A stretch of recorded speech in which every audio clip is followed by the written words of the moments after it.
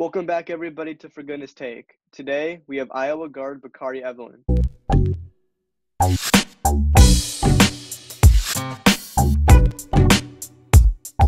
Bakari, how are you today? I'm doing good, man. I'm doing good. How about yourself? Doing great, thank you. So today, we're going to talk some basketball, banter back and forth, and all that good stuff. To kick it off, what is your earliest memory of basketball?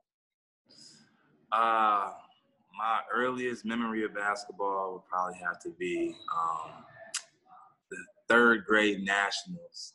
Me and my team qualified for nationals down in third grade. So going down to Orlando and playing in the Worldwide Disney Sports was probably like my earliest memory of basketball. Do you guys stay at the same hotel and all that? Yeah. We stayed in the hotel right there. I can't remember which one. It might have been Disney Hotel, right in the whole little bubble. I guess all the NBA players are in now, so it's just kind of funny to see that how life works. But yeah. How'd that end for you? You guys won a championship? I did good. I think we placed like seventh out of like 200 teams. So it was a good experience. It was fun. I remember we had a blast down there. So yeah. How did that compare to your later AAU memories? I think it was kind of the same in the sense that AAU was just fun. You were just playing for the fun of it. It was a lot of games in one day. But you were in the gym all day, but it was just fun. You and your friends, playing against the best players in the country, watching the best players in the country play. So it was just a great time just to be a kid. Awesome. What AAU team did you play for in high school? I played with the family out of Detroit. Okay. I played with the family in high school. On the EYBL circuit? Yep, on the EYBL circuit, yep. All that free gear and stuff? Yeah, you had a lot of black and gold, had the right colors on, so. Lucky, I wish I got some free gear from Nike. Yeah. So it was nice. You chose Iowa to play after your Valparaiso career, so what made you choose Iowa? I think because Iowa recruited me when I was in high school in Michigan, and actually coming out of high school, they wanted me to come in and redshirt my freshman year. This would have been the year they had Mike Giselle, Jared Utah. I think they got all the way up to number 4 in the country that year. They had a really good team, a hot start. And so just kind of being familiar with Coach Fran and Coach Dillard, them recruiting me from before and staying in contact kind of, throughout my whole, collegiate career. So when it became time for me to have a grad year, it just kind of made sense. They must have been really heartbroken when you chose Nebraska originally. Yeah, we talk about that. We all have bad decisions that we make, but, learn from it. I enjoyed my time in Nebraska. It was fun, but, I'm glad I'm a Hawkeye. You played in the Big Ten. You played in the Missouri Valley Conference. What place has been the hardest for you to play in? I'm in the Big Ten. The Big Ten is different. It's just more competition, bigger guys, more athletic guys. The coaching and preparation is just, taken to another level. The Missouri Valley is a very good conference as well, but I think it's nothing like the Big Ten. I think the Big Ten is one of the best conferences in the country, if not the best. I think it is. It had, 8 teams going into March Madness this year projected. Yeah. Like top to bottom, we were one of the better conferences in the country for sure. So, what team's the hardest to play on the road?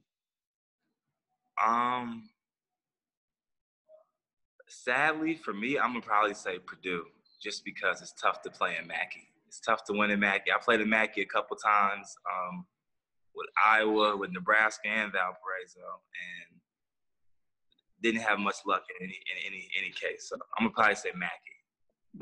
I think that's the hardest place to play in all college basketball, regardless of your opinion. I think it was ranked the hardest. Yeah. Mackey's a tough place to play, for sure. Who's been the hardest guy you've ever had to guard? That's a good question. Toughest guy I had to guard probably was Ant Cowan this year, simply because he draws so many fouls. So you're always worried about getting a foul and him getting a foul on you. So I think that's what it was probably Anthony Cowan that was the toughest to guard, just because he's always at the free throw line. So you never want to touch him and send him there for easy baskets. I was in Maryland a couple months ago, and then the Xfinity Center door was unlocked, and I walked in and watched a practice for 30 minutes, and I watched Ant Cowan, and it was kind of weird. All the doors were unlocked, so I walked in, made it right, and everything was unlocked. And it was just weird. I got to watch the practice. I got kicked out after like 30 minutes, but it was crazy watching Ant Cohen and the rest of the team play. No, yeah, they had a good team. Yeah, they had a good team this year, definitely. What is your plan post NCAA basketball? Well, right now I'm in Arizona training. I signed with an agency, so I just been working out, training with my agency, and getting ready to make a decision on a pro deal, possibly overseas, or we'll see what the NBA is doing after all of this that's going on now. But the plan is to continue playing. Okay. Has anybody reached out to you so far? Yeah.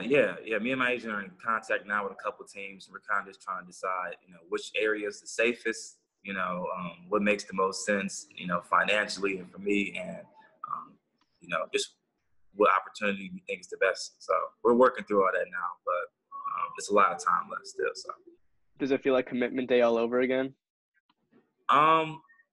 Yes and no. It's kind of different, the pro lifestyle. So yes and no. It's kind of that commitment feel where it's you're in negotiation with a bunch of different teams, kind of like you were, being recruited by teams. Unlike being committed to college, you don't really get visits to all of these teams or something like that. So it's a little different, but yeah. I'm going to switch gears on you. So this is called the speed round. I'm going to say a word and you're going to say a memory, sentence, phrase, action, whatever comes to your mind first. Okay, cool. Ready? Got you. Cornhusker. Nebraska. Hawkeye. Best college ever. Simba. Simba? Oh, best movie ever, Lion King. Best team in Iowa. Hawkeyes. Ooh, what do you think the Cyclones have to say about that? I don't know if we care much what the Cyclones have to say about that. I think, what can they say? We won in football, we won in basketball, we won in women's basketball. We did all we had to do in that. Bakari Evelyn. A worker. Okay. I'm going to switch it up on you one more time. This is called Recruit Me. So I'm a 5-star point guard out of Los Angeles, and I cut my list down to UCLA, Kentucky, Duke, and Iowa. So how are you going to convince me to commit to Iowa? My selling point would just be, there's other programs that, Blue Bloods, historic programs. So I can get why you would like to probably go there.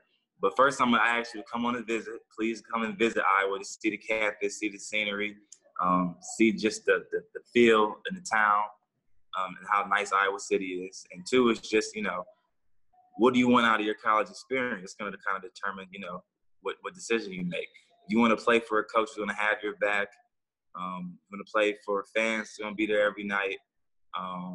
If you want to play in the Big Ten, one of the best conferences in the country, then I think Iowa's the place for you. What's the atmosphere like on game day? Atmosphere is crazy. It's fans around all day. It's people tailgating.